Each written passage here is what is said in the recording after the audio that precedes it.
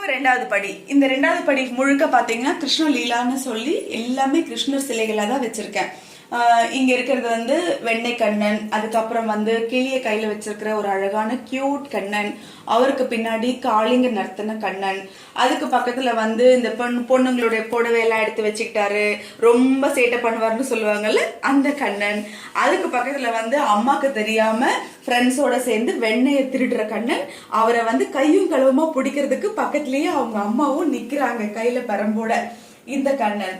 அவங்க அந்த கண்ணன்களுக்கு பக்கத்திலேயே வந்து மீராபாய் வச்சிருக்கேன்.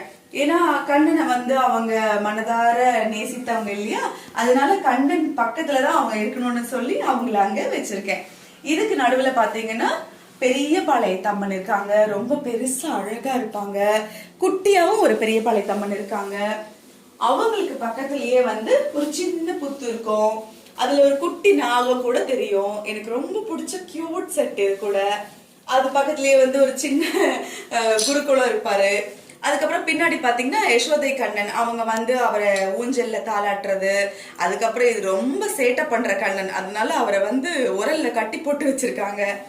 அவருக்கு பக்கத்துல வந்து வசுதேவர் வந்து கண்ணனை சுமந்துட்டு போனார் இல்லையா கடல்ல, அந்த அந்த வசுதேவர் இருப்பாரு. அதுக்கப்புறம் இது வந்து ராதை கண்ணன், ரொம்ப இவர் கோபியர் கண்ணன் சொல்லுவாங்க, ராதை கண்ணன் இல்ல கோபியர் கண்ணன். அந்த கோபியர்களுக்கு நடுவுல வந்து ஜம்முன்னு நிக்கிற ஒரு கண்ணன்.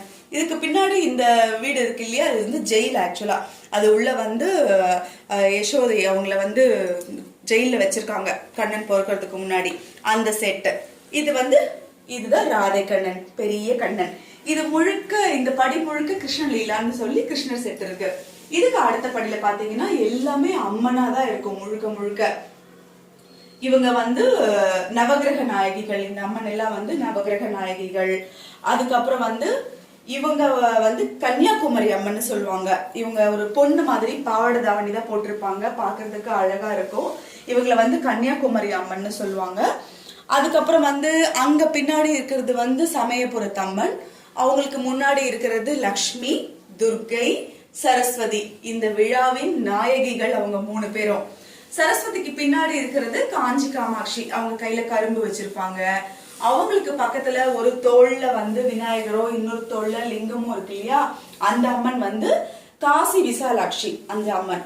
அதுக்கப்புறம் அவங்களுக்கு முன்னாடி இருக்கிற இந்த 8 அம்மன்களும் பாத்தீங்கன்னா அஷ்டலட்சுமிகள். அது உங்களுக்கு தெரியும், தைரிய லட்சுமி, தானிய லட்சுமி, விஜயலட்சுமி, வீரலட்சுமி, சந்தான லட்சுமி, சௌபாகிய லட்சுமின்னு 8 லட்சுமிகள் இருப்பாங்க. அவங்களுக்கு பக்கத்துல வந்து அன்னபூரணி இருக்காங்க, அப்புறம் காயத்ரி இருக்காங்க, அப்புறம் ஆண்டாள். இந்த 3வது படி முழுக்க அம்மன்கள் நிறைந்திருப்பாங்க.